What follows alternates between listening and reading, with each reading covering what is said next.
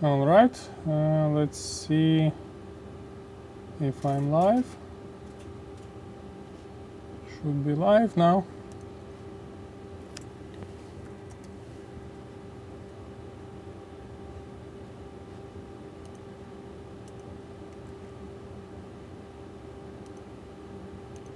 One, two, sound check, check.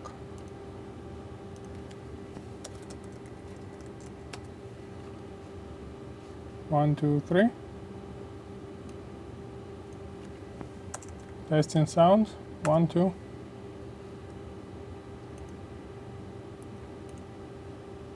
Okay, in this video I'll be fixing this Keithley 2425 source meter, and it should be easy repair because I already know what's the problem. Okay, and we will see on the progress.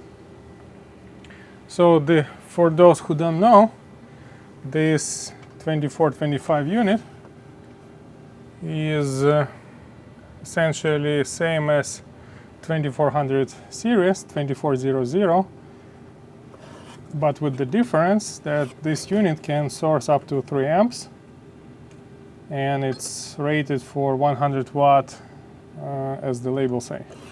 And to support that, it have fan down there, and also doesn't have high voltage range. So this is version of 2400 series SMU, but tailored for the higher power device testings. So in the rear is exactly the same as the standard 2400. We have the rear connection, guard connection, GPIB, RS232, and power input and output enable service switch. So I already took this unit apart before, and I found that the problem with it is DC-DC converter, like this one. This is actually a brand new replacement unit I bought from VCore, a model number VE263EUF3. So this is 250 watt converter, which converts high voltage DC from PFC input, from the mains, to 24 volt output, 200 watts. So this thing inside the unit went bad. There was no any output. So we'll have to take the unit out apart and replace it. And then we can power it on and see how it goes. Okay. And this is the first video on the new lab. The new location as well. So I'll have more details about that in coming videos, because I still need to set up the lab properly. And I was busy with all the relocation, packing, unpacking, shipping stuff. That's why there were no videos for the last half a year. All right, and by the way, Happy New Year to everyone. It's new 2020, and I have a lot of new exciting projects for coming months. All right, I think I'll need to take the proper screwdriver.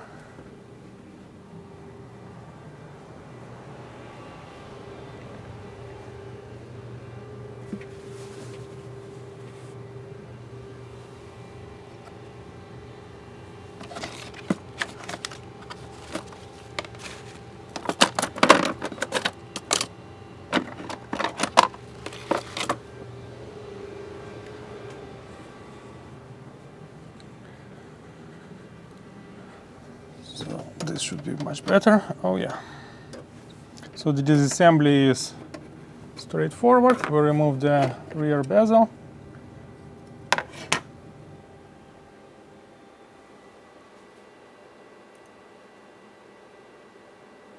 And then we remove a few more screws.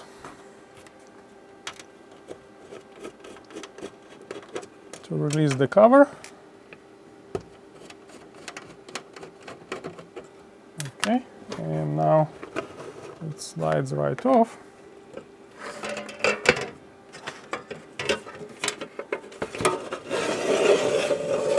And we are inside Keithley 2425. And look at the amount of those caps. It's just crazy. I can probably zoom in a little bit.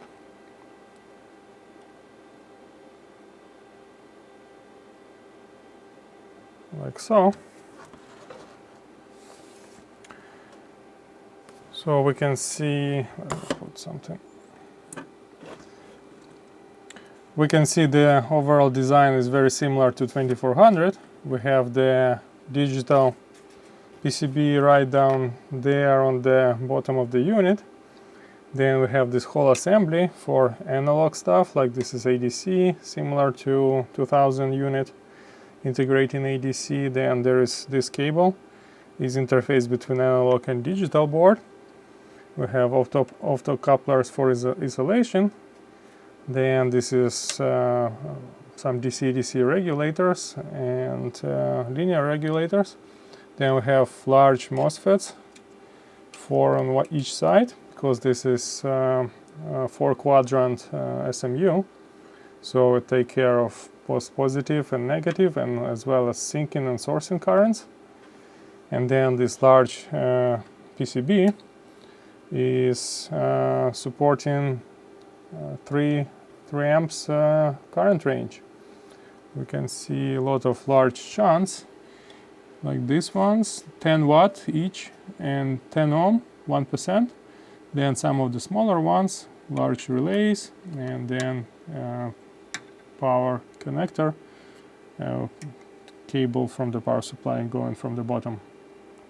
Then we have some relays to switch front or rear, those yellow ones. It's S2EB, 5-volt relay, capable of switching 4 amps. And yeah, that's pretty much all there is.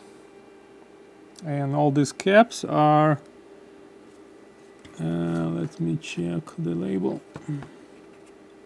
Actually, I might have mistaken earlier saying that there is no high voltage range. I think this SMU does have the 100 volt range. Not 200, but 100. Yeah, and these caps are 220 microfarad, 160 volts each. So all of these are the same. All right. They are all nicely zip tied, and on the bottom side we still have the same chassis. So we'll have to remove the whole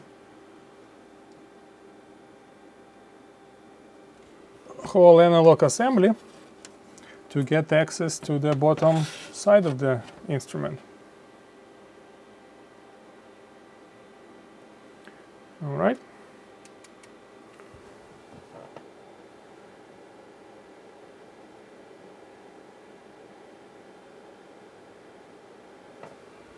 So to release the analog board, we'll have to unscrew these two,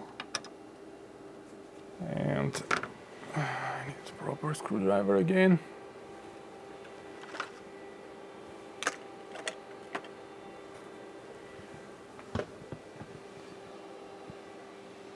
And one just right here.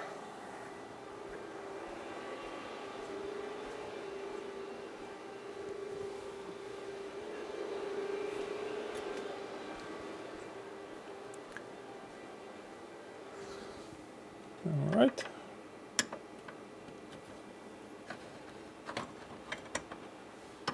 So these two screws fixing radiator to the chassis.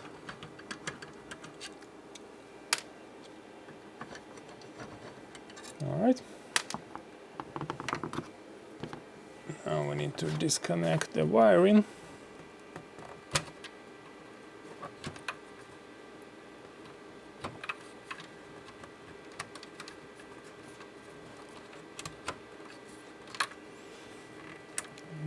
these latches to take this filter off so the wire can get loose.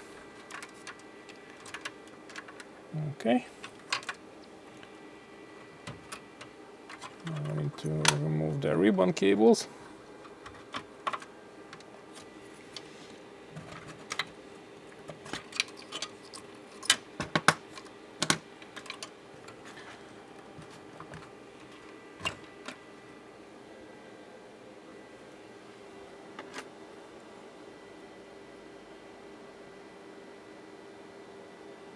And the voltage reference in 2400 series is a Zener diode. It's not LM399, but actually there is quite simple modification to install 399 if one should desire to do so. Perhaps we will cover that in one of the future videos. Alright, so now I need to remove a few screws.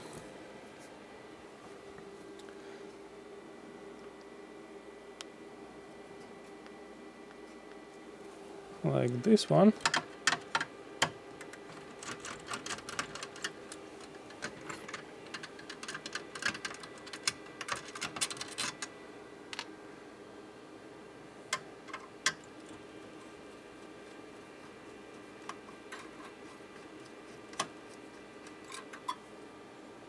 And that one shouldn't be removed.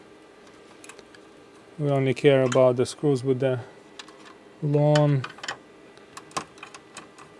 shaft that connect to the case.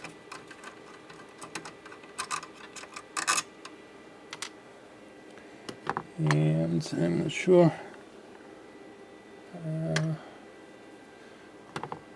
if there is anything else. I don't remember. Yeah, should be free to go.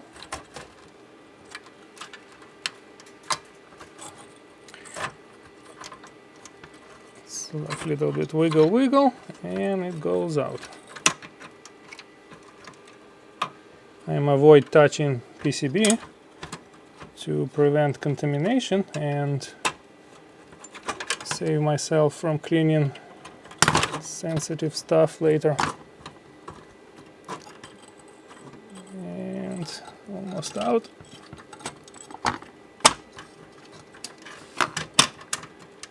And here we go. There's one more cable. There we go.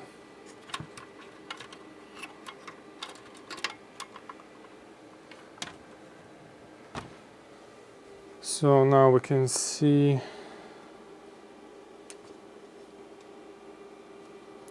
let me adjust the angle.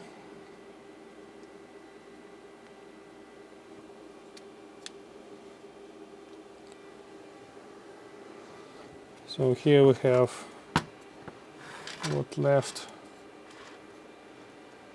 from the digital part. It's a different PCB compared to 2400.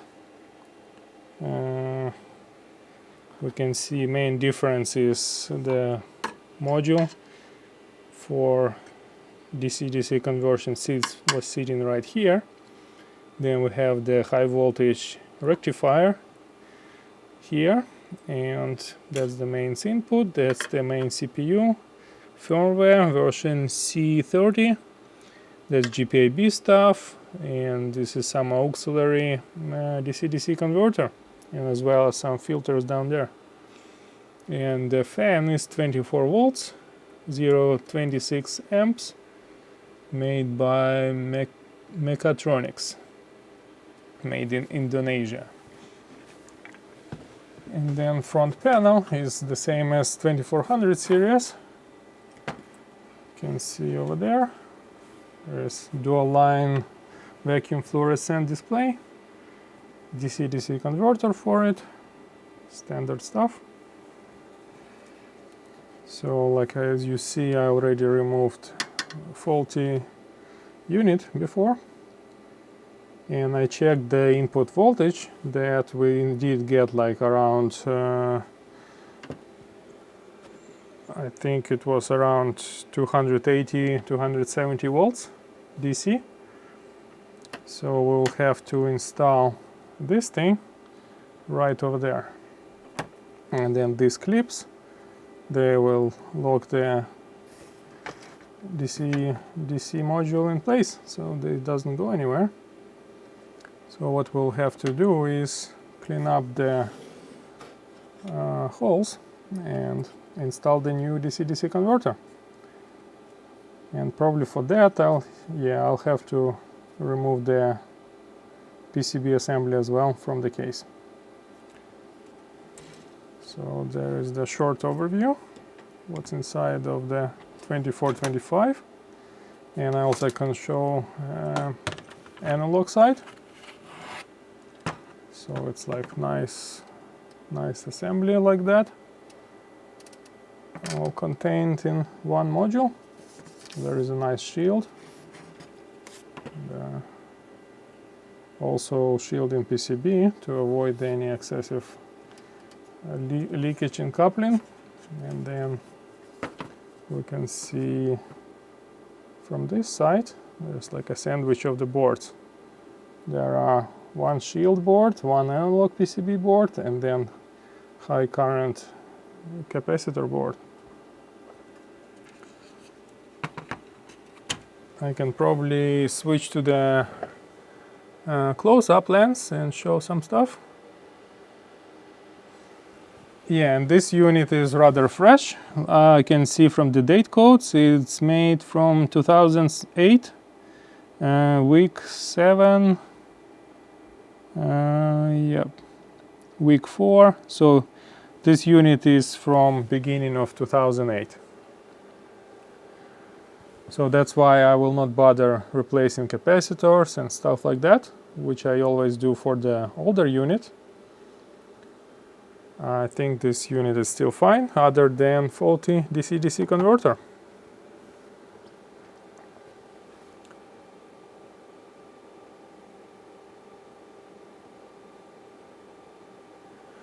And these Keithley SMUs are indeed quite expensive, and even if you buy a used one from eBay like this, it would probably cost like $3,000 to $4,000 US. So these are not cheap indeed. And I can show, let me switch the lens, show some close-up pictures. How's the audio quality, by the way? Because I get the new internet, new connection, new everything. I'm not sure if it's all working nice and smooth. So here is our current sense. Nice Dale RS10 resistors.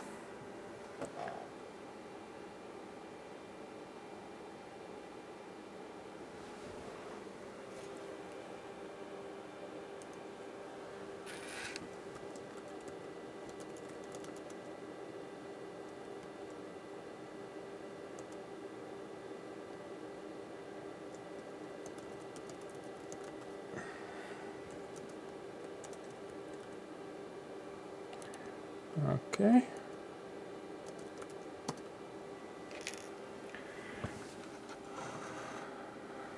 And I can show a couple other spots. So we can see this is 100 ohms, and that one is, I believe, 1K, or maybe 100 ohms too. Hard to say. Yeah, that's the same. Then we can have a look on the precision shunts right over there. It's hard to get a good angle there. I don't want to bend these cables too much. That's Vishai VPR 221T, 1 ohm, 1%. This is metal foil resistor, And then the large one behind it is Vishay VCS 301 maybe. That is 0.1 ohm resistor. So this is used for 1 amp. I believe this one is for 100 milliamp range, and those 4 large ones, they might be used for 3 amps. So they all connected probably in parallel, but I'm not sure. I don't want to remove this board because I'd expect there is nothing wrong with analog part of the instrument, just the power supply have the problem.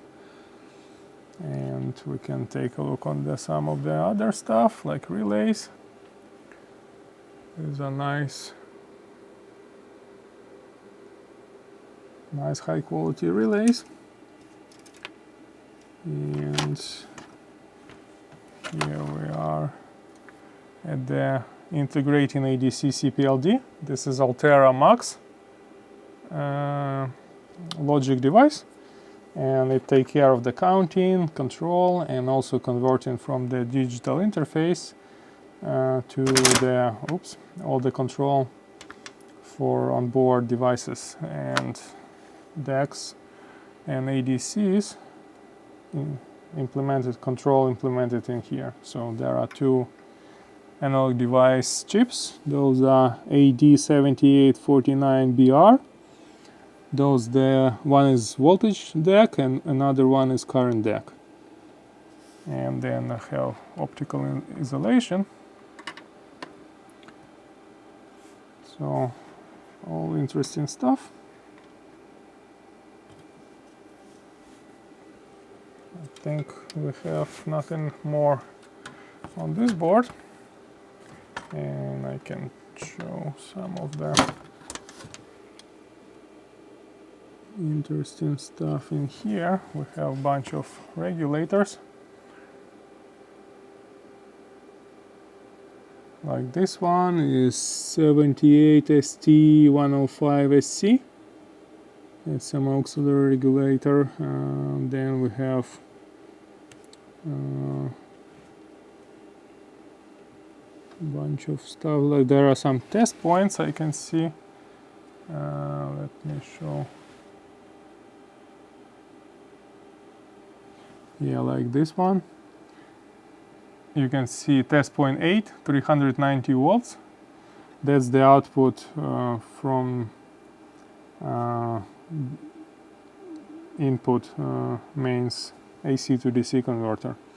And also obviously this digital PCB used on the both models, 2420 and 2430, and also 2425 as we see here.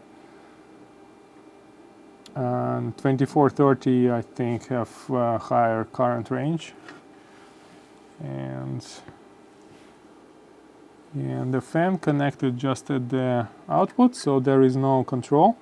It's just DC fan, no control for the speed, so it's always running at maximum speed. There is a beeper right there, and two caps on the output, and nothing else to it. And the part number of this PCB is 2430 1401 or 140L. And then, yep. And this is the PFC ground for the measurement reference. And on the input side, we have MC33262B P, MC33262P. This chip, so that's take care of all this stuff and control. And then for digital, we have onboard RTC battery, Motorola CPU, which is MC68332, firmware chips, these ones, and some memory, and labels on the ribbon cable, and they state plus 18, minus 18, plus 8, and ground. So that's obviously the power to all the main ranges. And then we have large thick cable. It's hard to see there.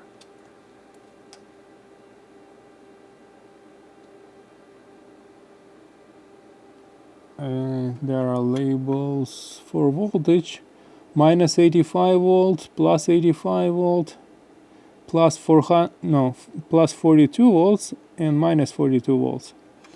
Those are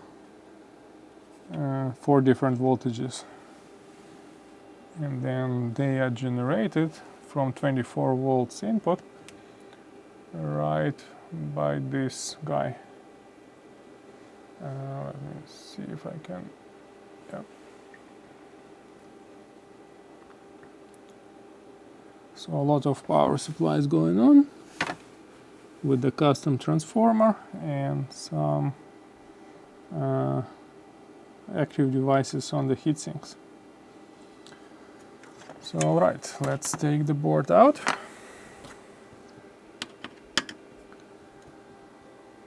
And I'll need probably overall lens, so everybody can follow what's going on.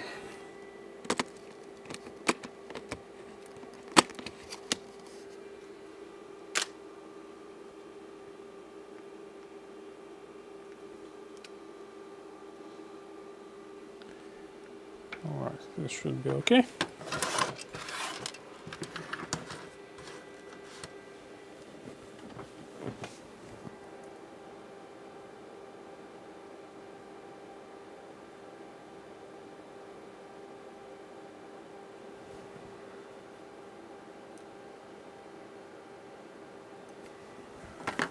Let's take it apart and replace the unit, the DC-DC converter.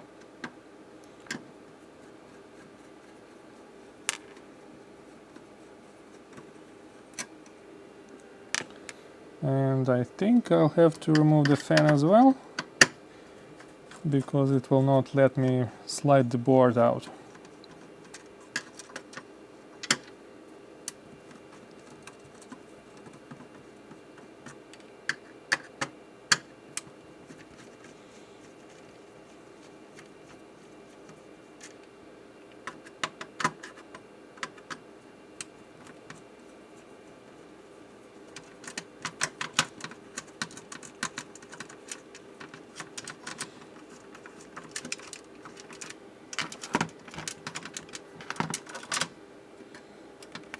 Right. Fan is out. This looks nice and clean. Let's see. I'll have to disconnect this ribbon cable from front panel board. And I'll have probably to remove these screws from the back.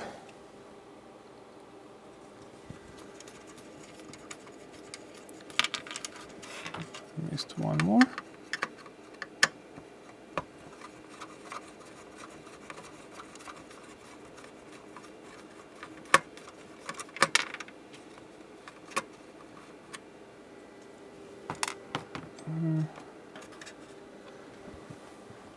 I need to find some tool.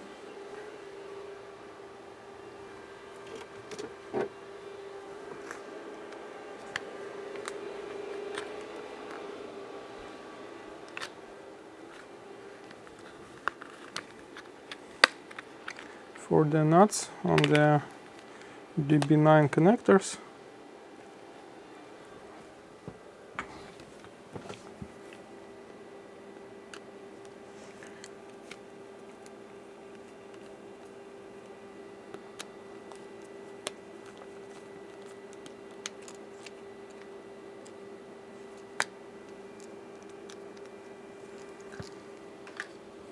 Alright, so Let's see if this one. Oh yeah, that would work nice.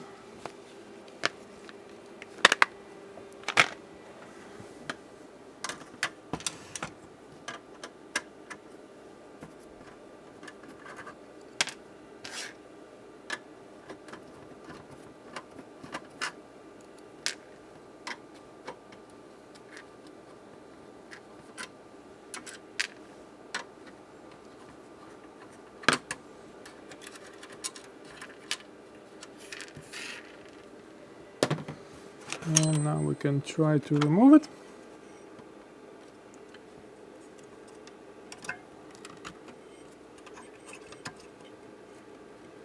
Nope, still one screw holding down all the stuff.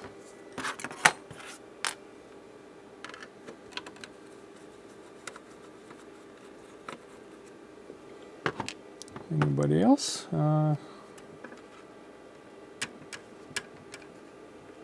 Yep, this one. It's a lot of screws.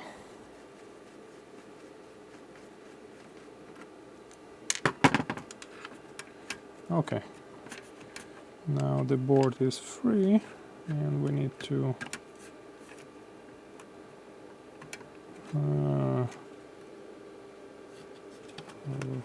remove the front panel as well. You can see there is a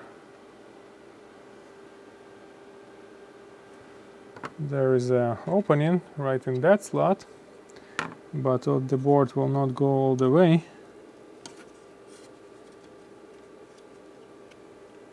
With the front panel on. Alright, so we just carefully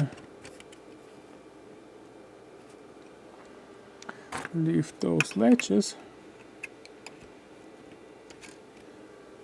Wiggle, wiggle. And off she goes.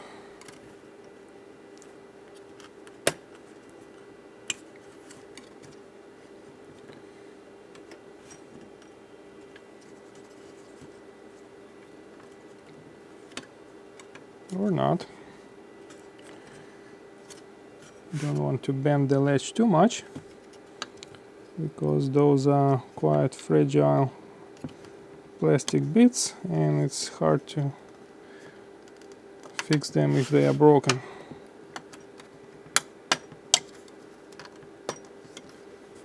Okay, there's the front panel.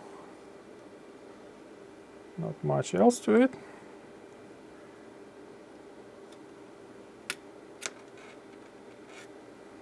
I'll put it aside, and now we can remove our board.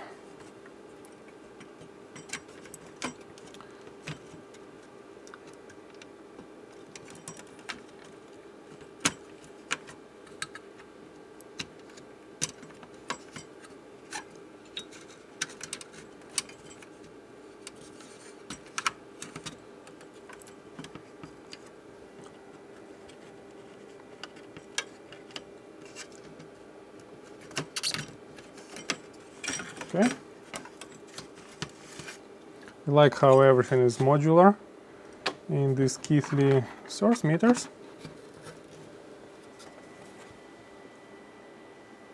So you can take the almost whole thing apart without much problem. All right. So I'll need to clean up the holes. Sorry about all the reflections and glare.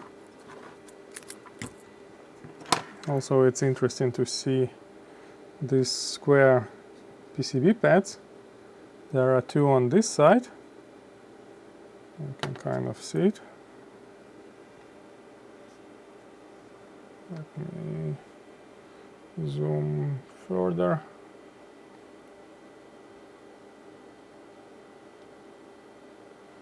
Yeah, I think this is the frequency pickup for the mains frequency, because you can see on here and on there, they don't look like connect it much to anything else. So these PCB pads, they work as capacitors in a way. All right.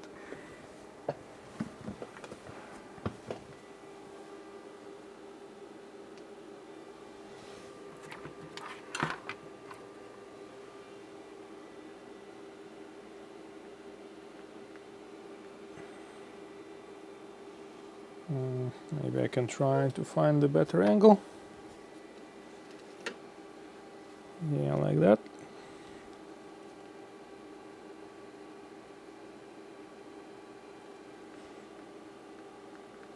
Okay.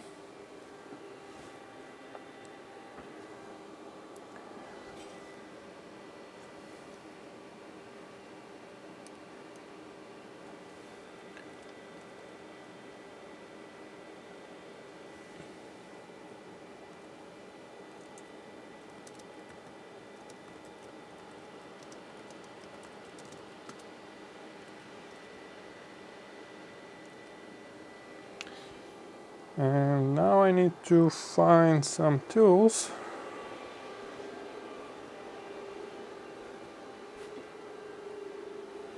Like solder wick, so I can clean up the holes real nice. All right.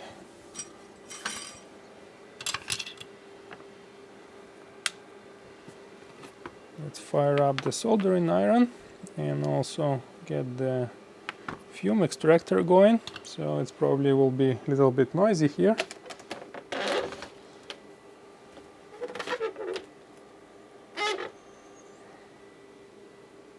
So there is the nose from the fume extractor. Because I don't want to breathe in all those nasty solder fumes.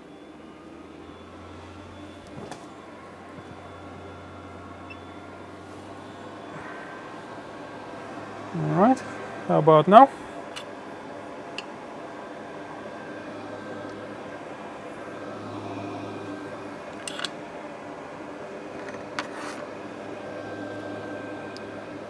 Hopefully it's not too bad.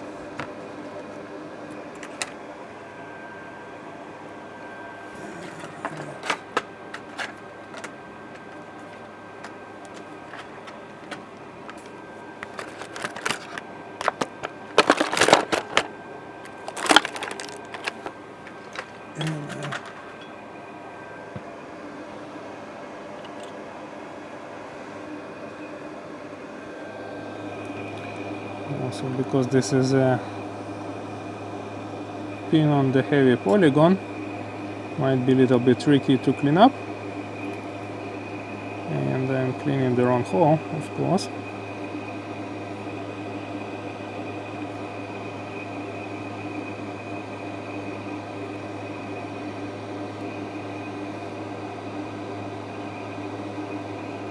Okay. Probably I should switch to the close-up lens, so it's better to see the process.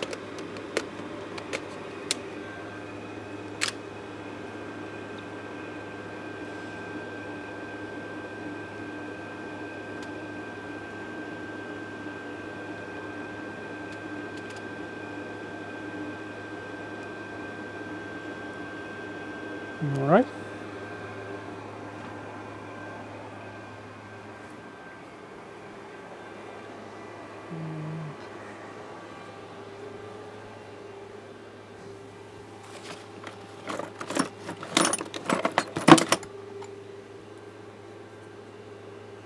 Also need to find some IPA to clean up the mess.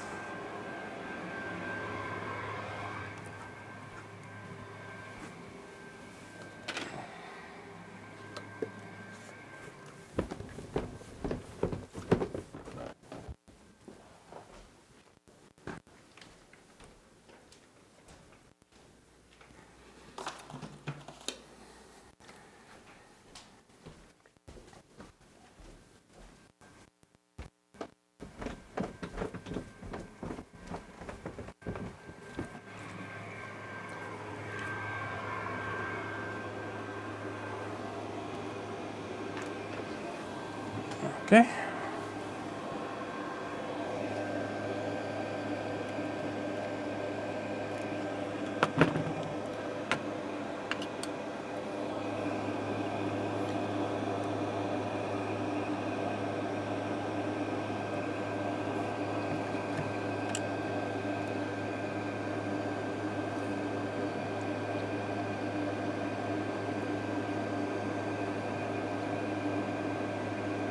So the idea here is very simple. We heat up the connection joint and let all the solder to get wicked into the copper strip by capillary forces. So we have 3 holes done and 1 more to go.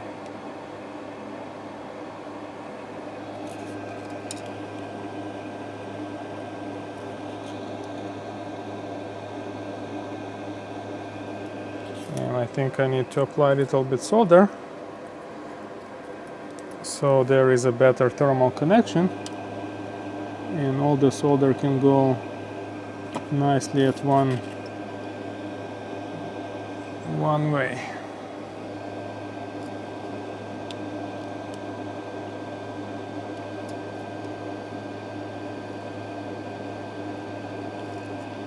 Oh, come on.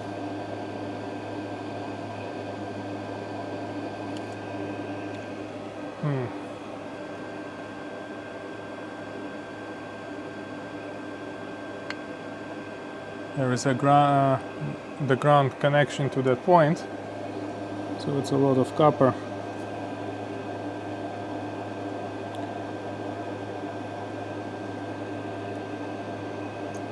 You know what? We can solder that point when installing the module. So let's try output first.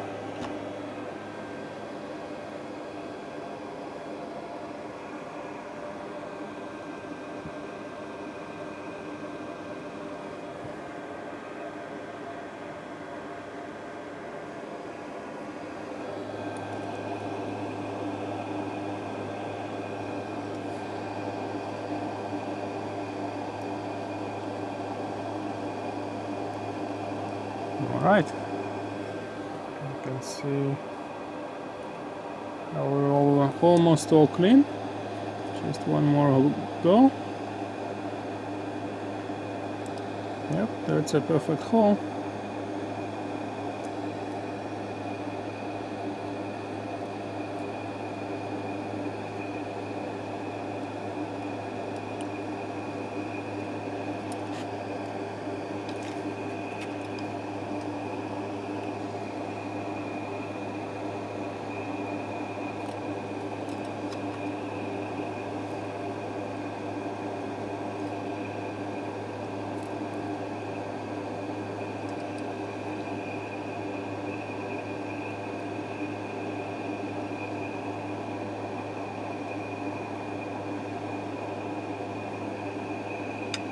Let's try from other side.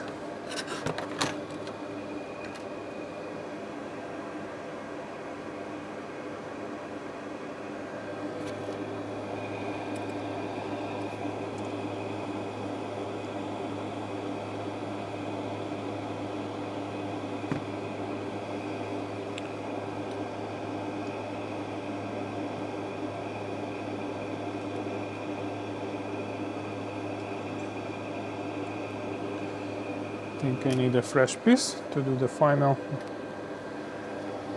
run.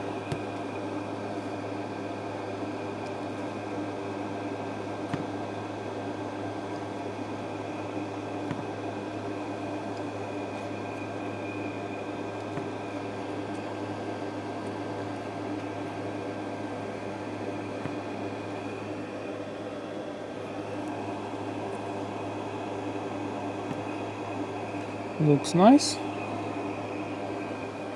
Just need that. Try to take care of that hole again.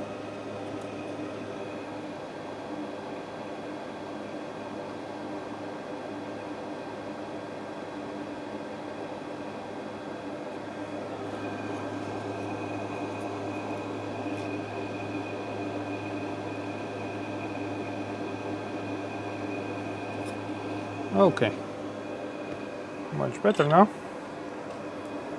Now we remove the flux.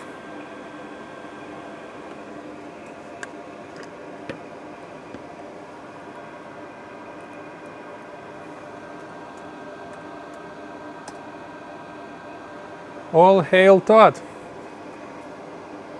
our one and only all-time contributor.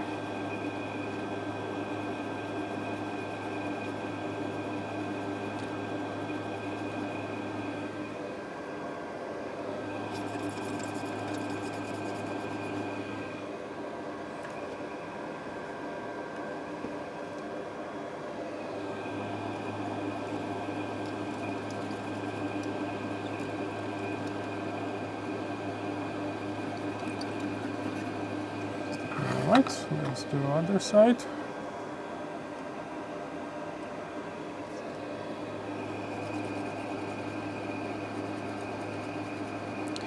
The good repair is the repair that you cannot see what was repaired.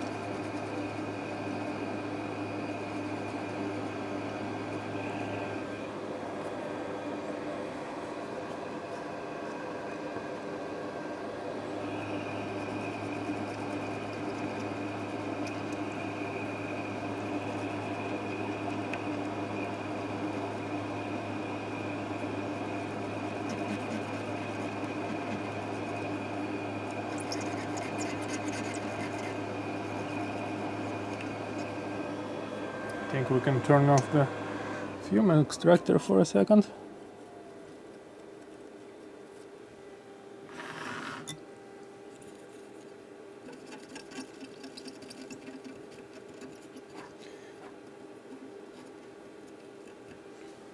Okay, we can continue with the cleaning after we solder on the new module. So let's clean from this side.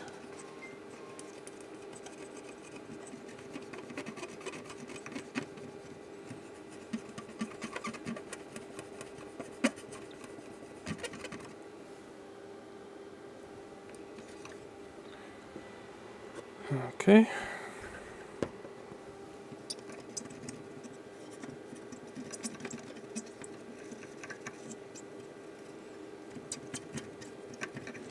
Looks all good. And that side.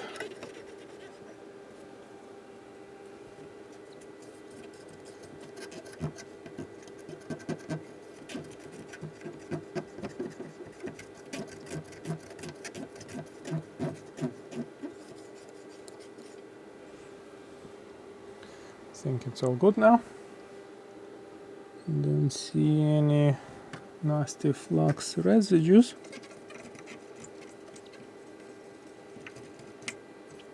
And we can try to fit the new module.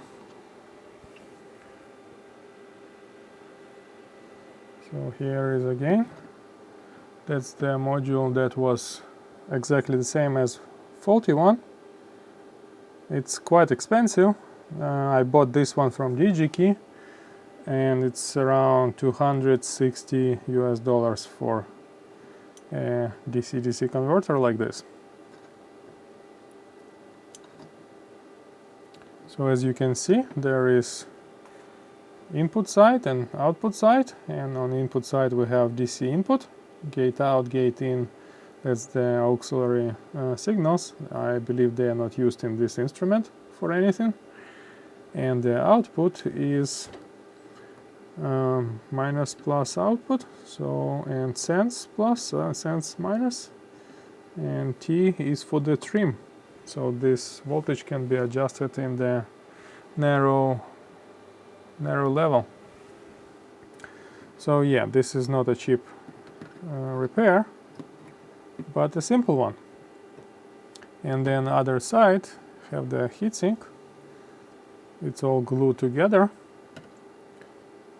So let's see if it plugs in nicely, and I'll need to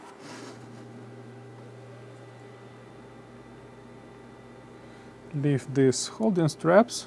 These are originals. but actually the module, when you buy it, it comes with a set of new ones like this, but I don't think we need to use new ones, as we already have existing in place. And yep, it's very nice, fits as it's supposed to be, and we can clip those clips.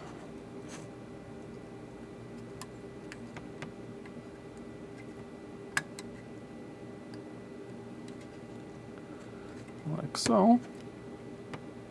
So the module doesn't go anywhere. And now we can just solder everything together and then assemble it back. I think I'll need to touch on this. There we go.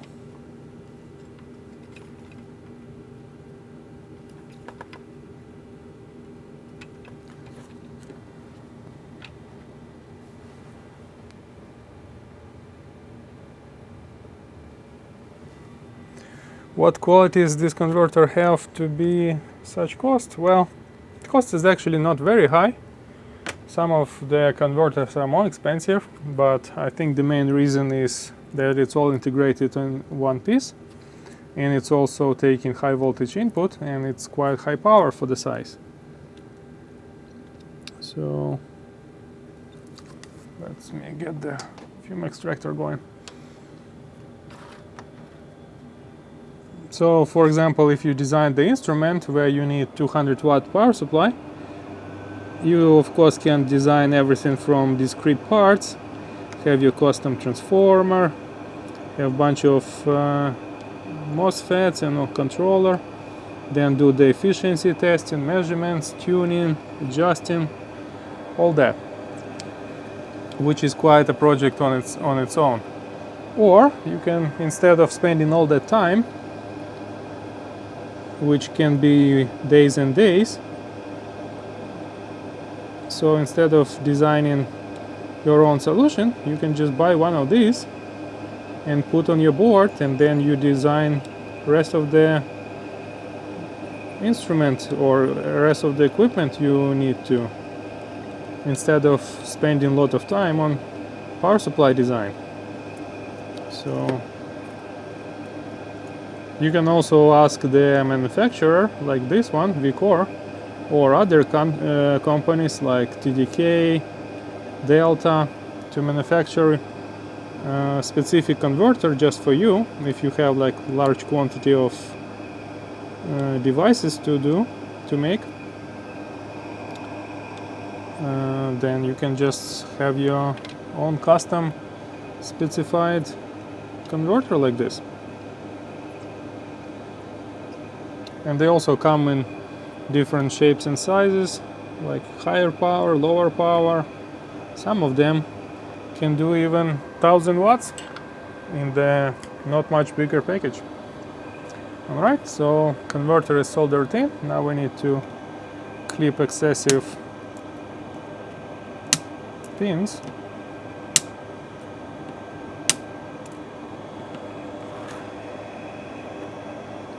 And then we can put it all together. And this is a thick, juicy pin.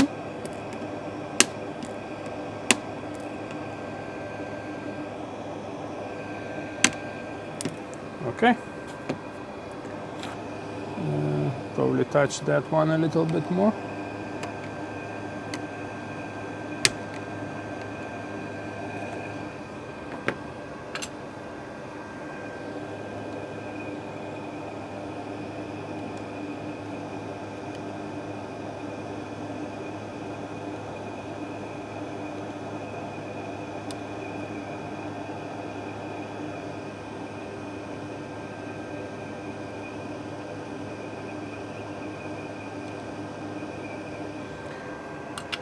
Right, I think we're done with soldering. Now we need to clean all the mess we left behind.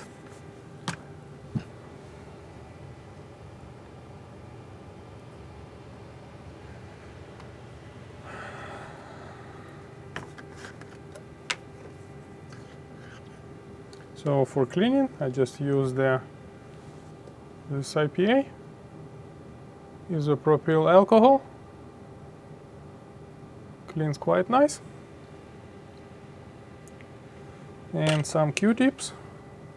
So no rocket science. You need to do quite few passes, because first the IPA will dissolve flux, and then we will, by applying some mechanical motion, we remove the residues. And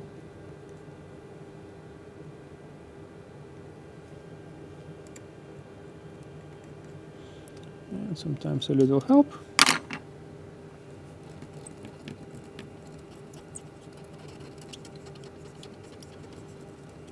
And then try this a couple times till we are clean and shiny.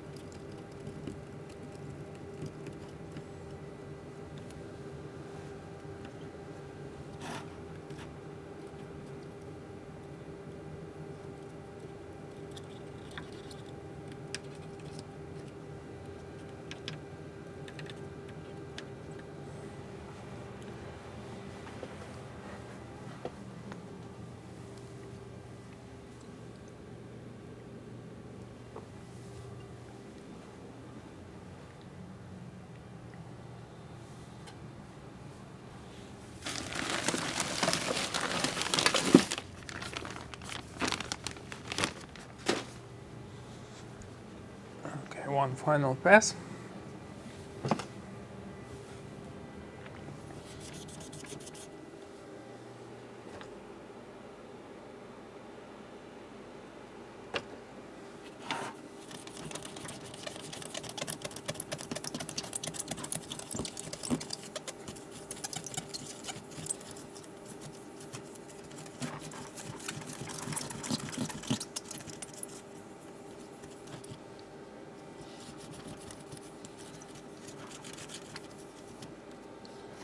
Okay, just like I bought one.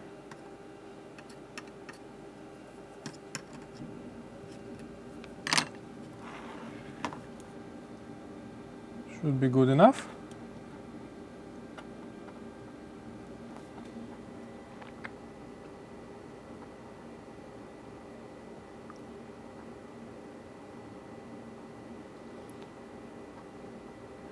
I guess we can put the board in the case and power on just the digital part to make sure there is output on 24 volts from the converter, and check the voltages before we put the analog board inside the unit, just to make sure if we do some mistake we don't blow up expensive board.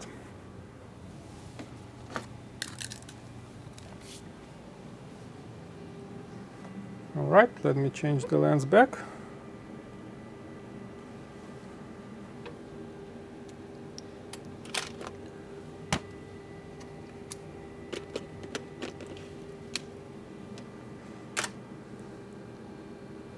And here we go.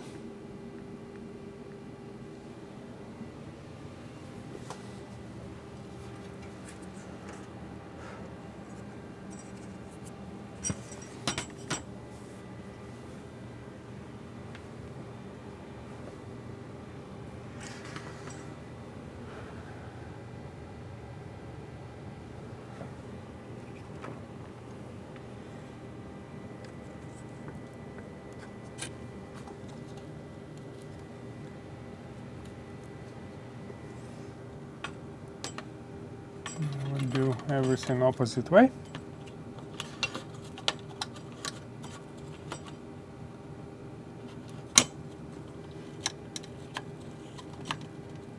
Try to align everything.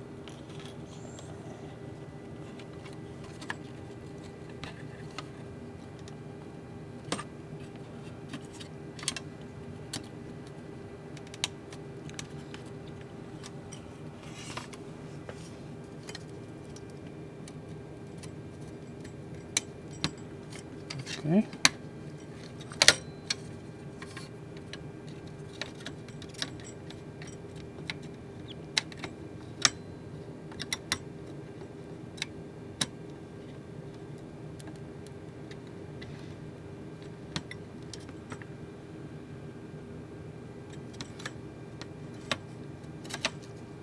It's a little tricky because this mains filter, it's actually touching the PCB. It goes all the way down, and you need to be in the right spot to pass it.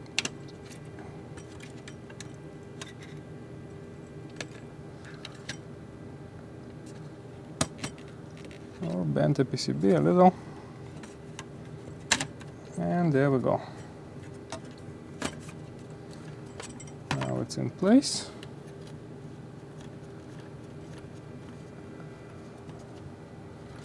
Okay, now we can put the screws back in.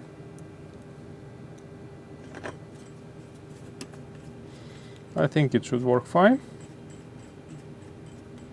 The confidence is high.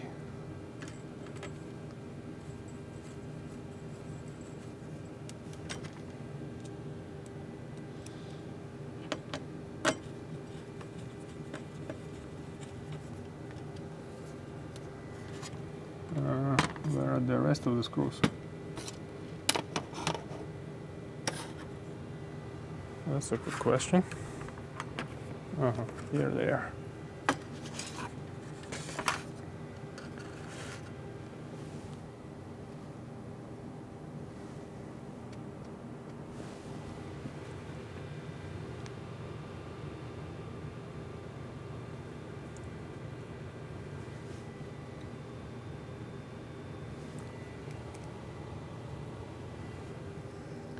I think there is one here.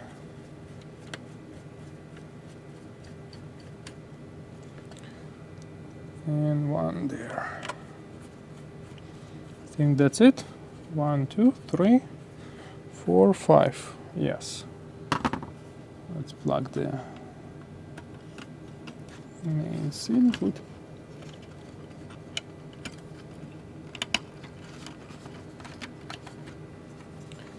And we can put the front panel back in.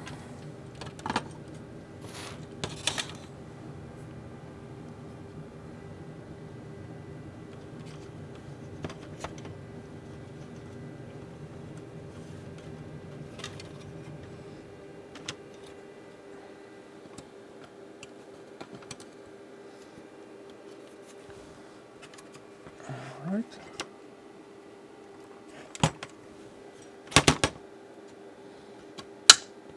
There we go.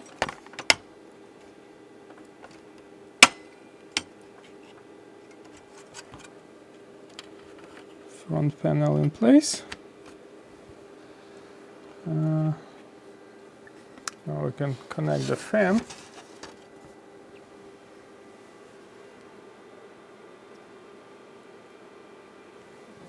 Pull. Yep. Let's connect the fan.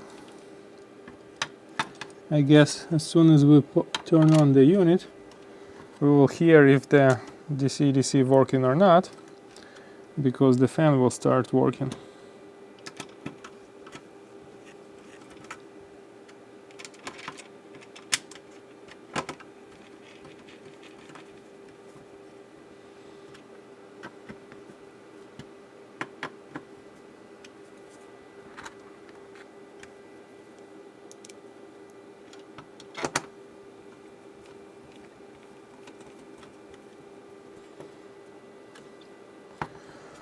All right, that's it.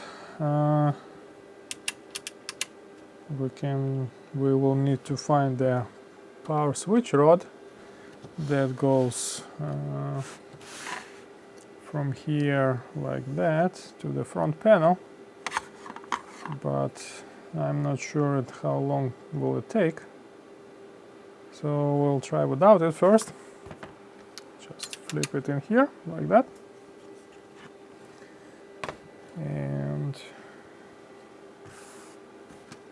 yeah, that should be good enough to see. And let's get the DMM to check the voltages.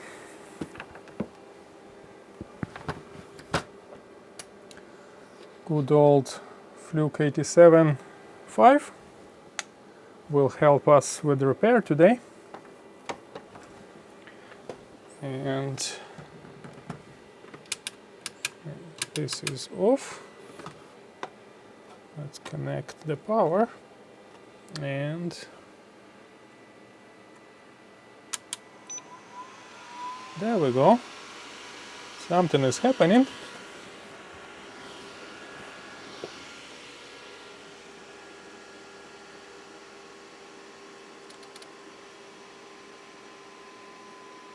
And we do see something on the screen.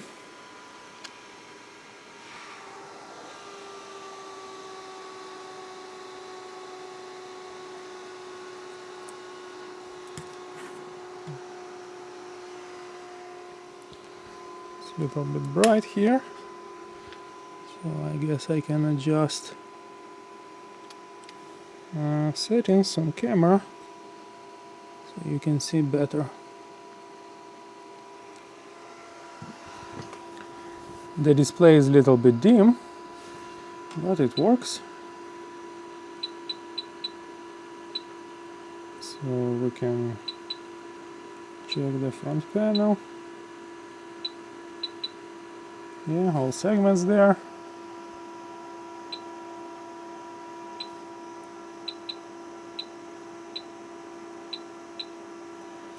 It's all looking fine. Let's check some voltages.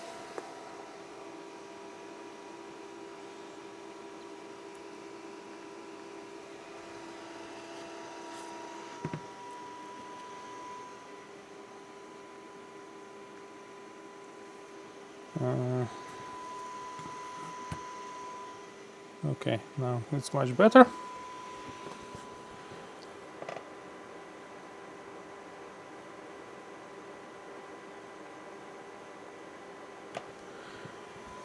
All right, let's see. Our common, I believe, should be this TP6 and TP2. 24 volts, look at that. It's almost perfect. Let's check our 42 volts. So I believe I need to use ground here.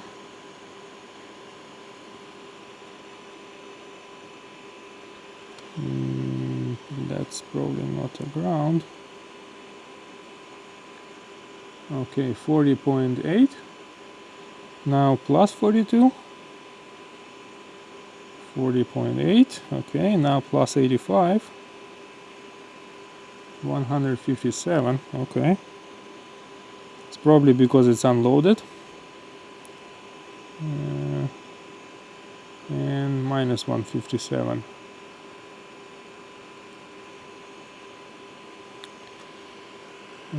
Let's check what else. Yeah, I think everything else should be fine, because this is just single output, single 24 volts. So if there would be problem here, then everything else would have issue as well. So I think it should be all right. Let's turn everything off and put analog board together.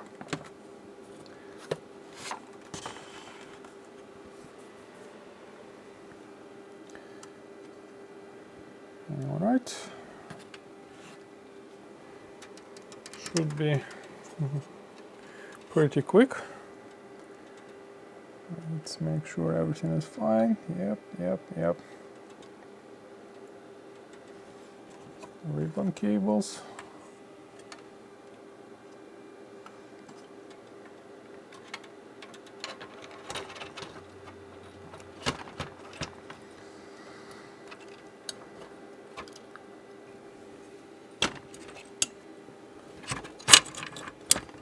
There we go. Nope. That ribbon cable here is jammed.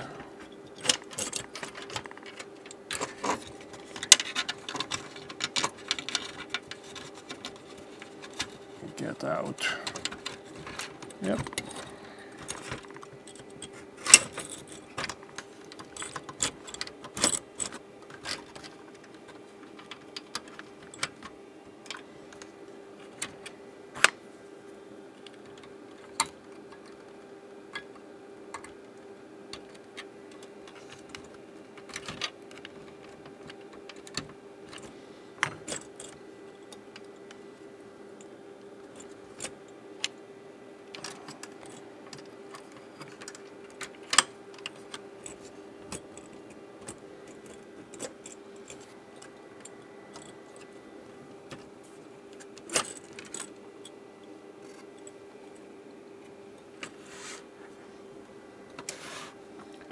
Let me put these screws first.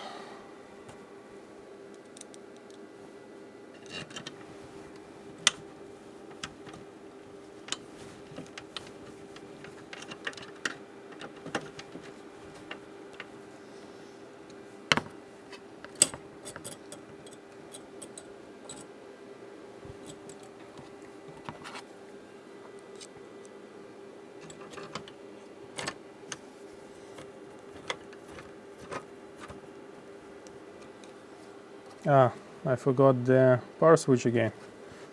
I think I can still access, yeah, I can still access from here.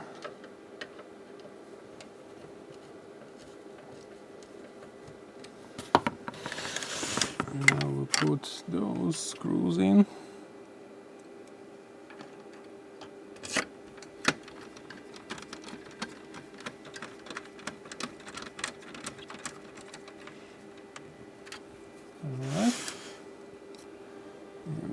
Another one. So essentially 4 screws, all is needed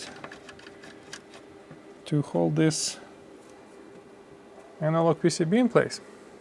Nice. Now we have this ribbon cable, goes down and done. Okay.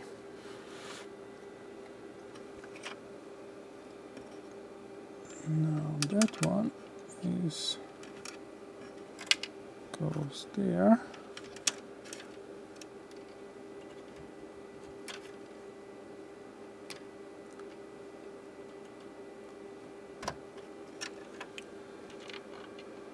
That one there.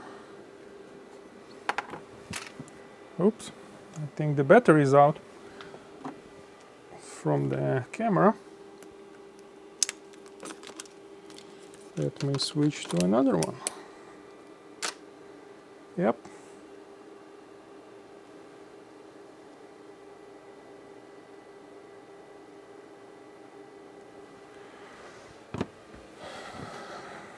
Okay.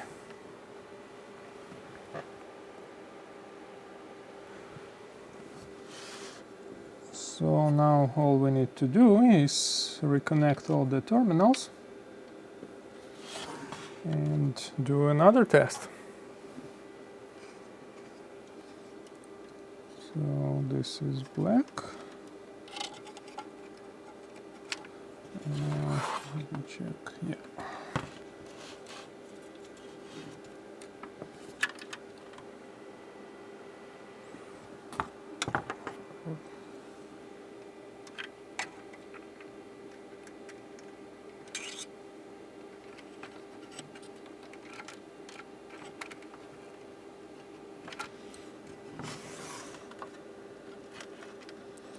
Black, red, and gray, yellow.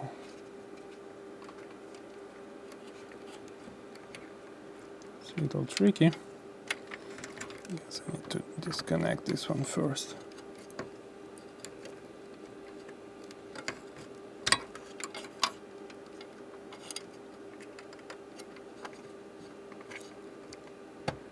There we go.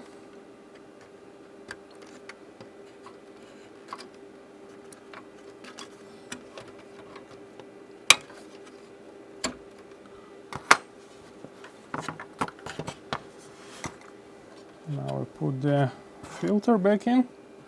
It's a common mode choke to filter high frequency stuff.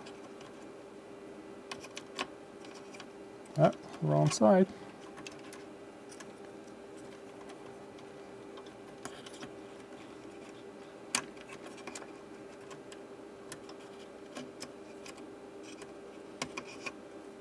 There we go.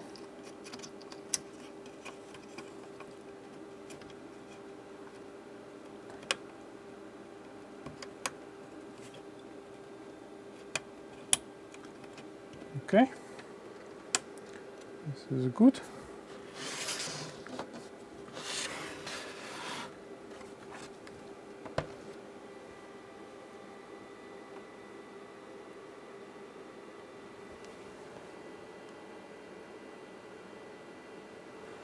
And I use ERSA icon. I can switch to another camera where you can see the setup. So that's the soldering iron I used. It's 120 watts. Really loving it.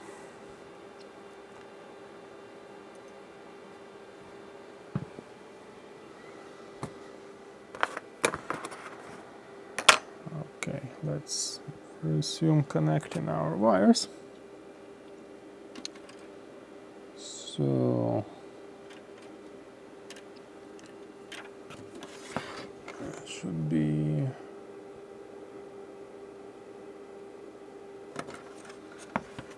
input and black.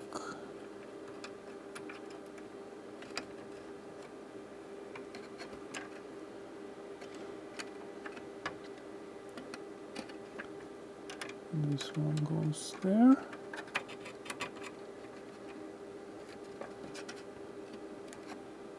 This is white one, goes kind of strange way.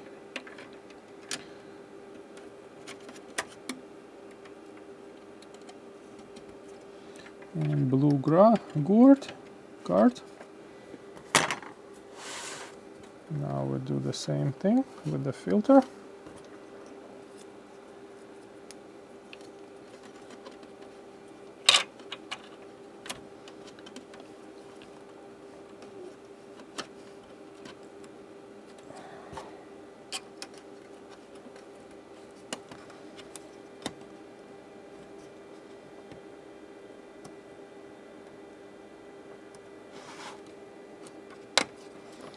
I think I need to disconnect first, at least these two, otherwise it's too much tension on the wire.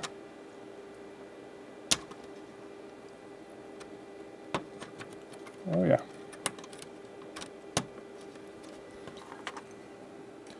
Now we connect it back.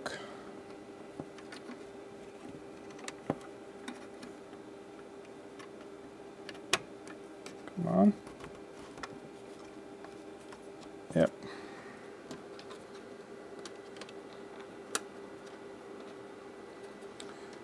All right. Let's connect the screws.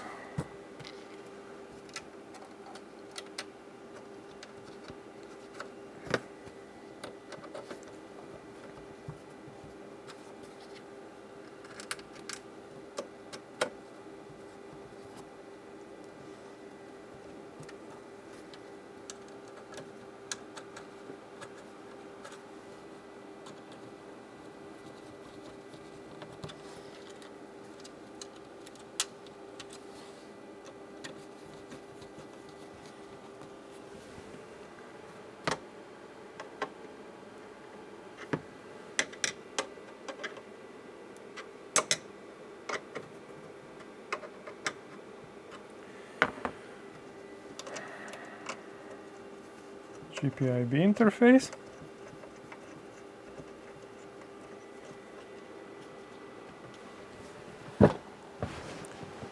Let's see, what size is that one?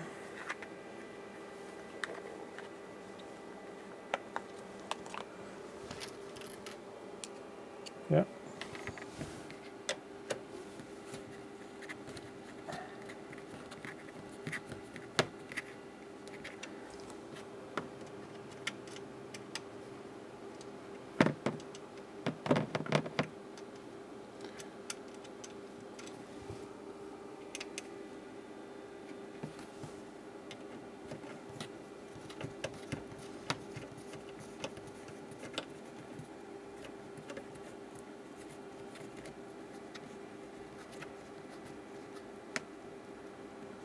Okay.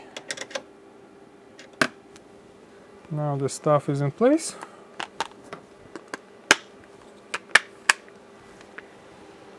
And we can do another power test, I think. So I'll switch the, it will take me too long to find the push rod. So I'll turn on the power here. And then as soon as I plug it in, then it will start working. So I'll put some stuff under instrument, so there is a intake for fan. Probably this will do fine. And we can connect our DMM for the output.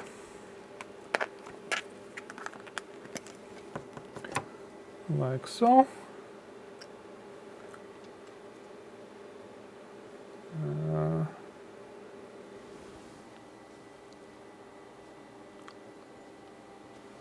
Let me remove the polarizer so you can see DMM better. Yeah.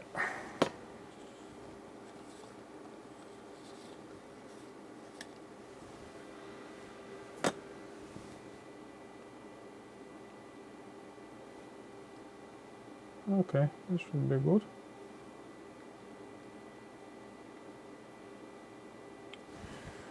All right, let's go.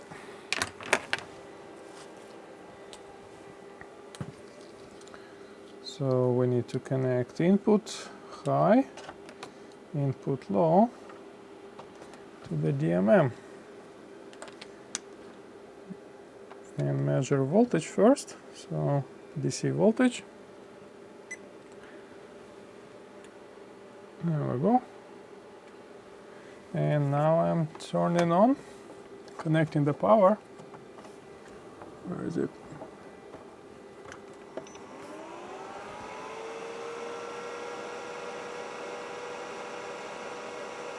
System initializing, please wait.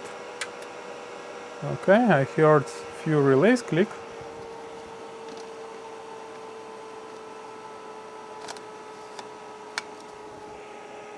And let's output 10 volts. So we set source voltage, source up, 10, and compliance, 105 microamps, that should be fine. And output on. Look at that, 10 volts, perfect.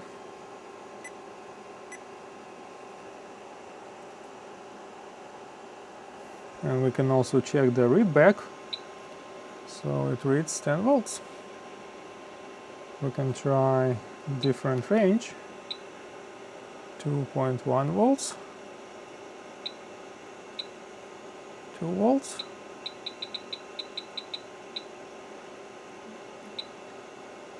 and we can try, let's go back, 10 volts, and opposite polarity. There is our minus 10.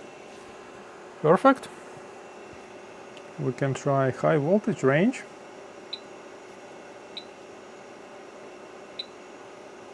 Let's do 100 volts. 105 minus plus 100 works fine, minus 100 works fine. Now we can try, see, I hate these cables, they always try to get out. Source some current, so we will switch to the DC current, range 10 amp range, and we can try 1 amp. So we go all the way up to 1 amp. Compliance, probably 10 volts will be more than enough. And source on, 1 amps. Perfect.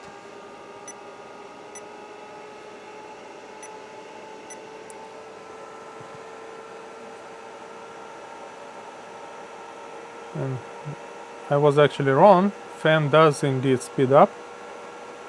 So I think there is a adjustable voltage for the fan. We can try negative current. It's actually quite loud. And negative current works. We can try 3 amps. Let's do 1 amp, 2 amp. Oh, I need to go another range. 2 amp.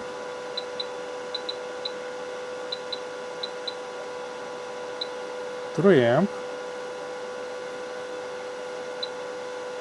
315, that's the max the unit can do.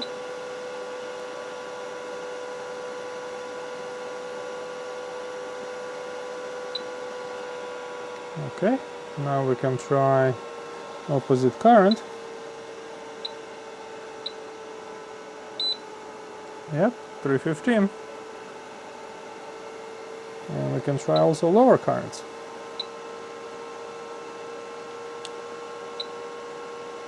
That's 105. Let's do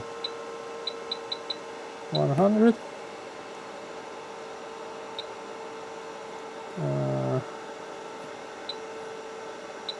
This is 10.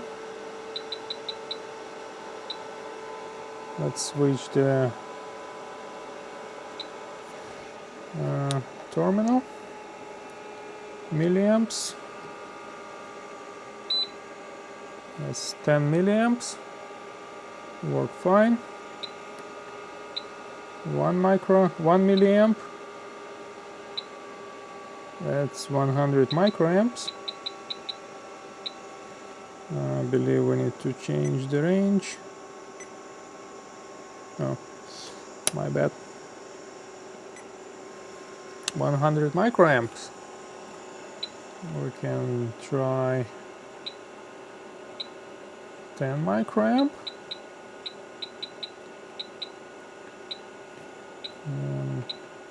That's the minimum range, 10 microamp, so all the ranges work fine. We can do the negative current. It's also work fine. So I think we need to find the push rod for power switch and then close the unit up, and then probably we can do the calibration in the next video. I think this one was already long enough. Perhaps one more thing I could try is check the rear terminals to make sure they are still working fine. But it's just a relay, so should be no problem. High and low. There we go.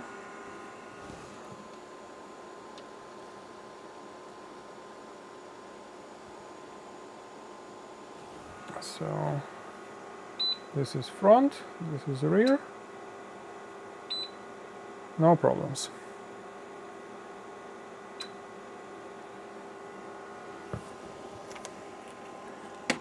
So what I can also do is to run the self-test but for that you need to enter the secret menu, and to enter secret menu I think we need to push this one and this one together during the power on, and then hold them a little. Okay, let's check. General, yep, and we can see the secret menu now, and it allows to change the model number. So we can select, right now we have 2425, you can also 2440, 2426, 2430, this is unknown secret number, 2420, 2410, and standard 2400. We will not do that, because when you do the model change, you will lose all the calibration. This is front panel burn in, so it will light up all the segments. You can actually see like these segments, a little bit darker, and there is some ghosting. So the recommended procedure to let this run for a couple days, and then all the segments will be light up evenly. But it doesn't always work that nice. Then we can also check analog revision, digital revision boards, and I believe, oh, this is the contact check function, but it might need some extra hardware to be able to use it. This is all fun. Oh, there is also a fan. Always? Or only when output on? Okay, interesting. And beeper, can disable that. But what the another thing a secret menu mode enables is to run actually built-in test, because on the standard default mode you will be able only to run display test. So what we can do is run the built-in test, and it have all the various different test functions. I'm not sure if we need to connect anything externally, like a short or a jump wire. Let's do the full test first and see what happens. Yeah, so we need to insert 4-wire short. I can do that. I believe I had a short somewhere nearby.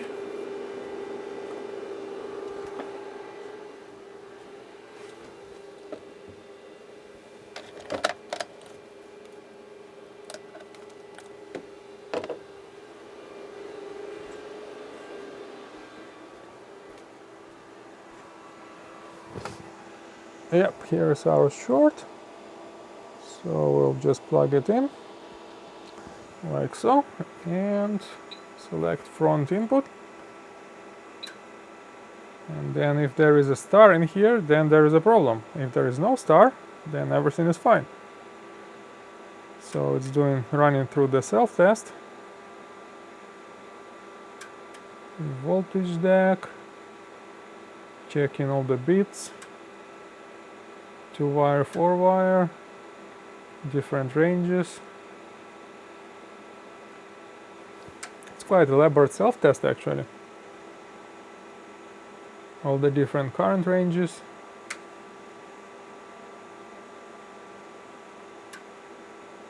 Voltage clamps, that's for production. AVM clamp. Test complete. There is no problem. So I think this unit is fixed, and we can also check the readings, and that's probably all fine. Let's see if there is a voltage reference reading. I don't think there is.